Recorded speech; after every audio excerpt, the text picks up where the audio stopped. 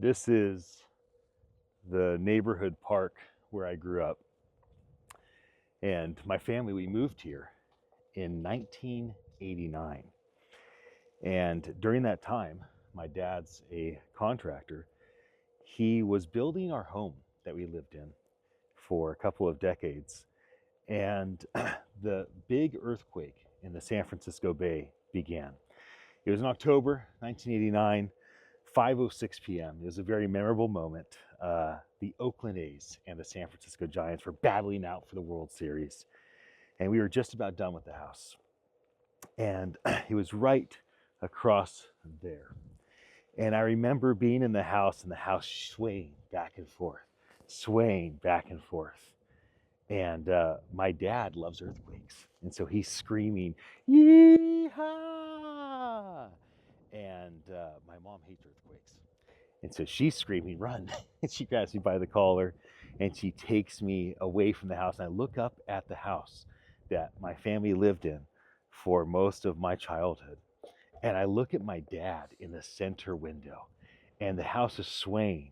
And he went from yee-hawing to ah.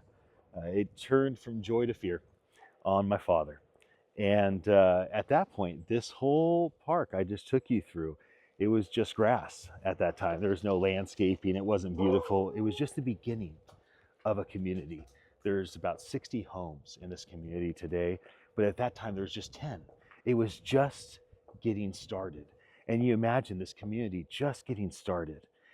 And here's the home that my dad was building right there. He was in that center window right there. And I was in the garage. And my mom grabbed me by the collar and she dragged me out here. And as I'm running across the street, the epicenter for the earthquake is only a mile away, San Andreas Fault. And so this road was like a wave. And the cars were bouncing down the hill.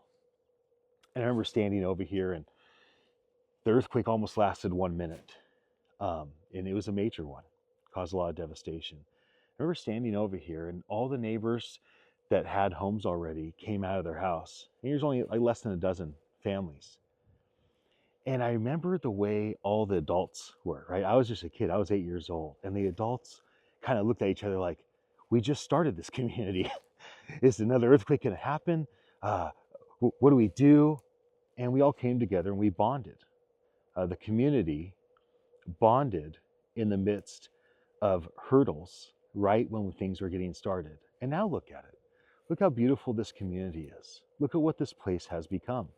It's become a place where parents raise their kids, and now those same parents now have their grandkids.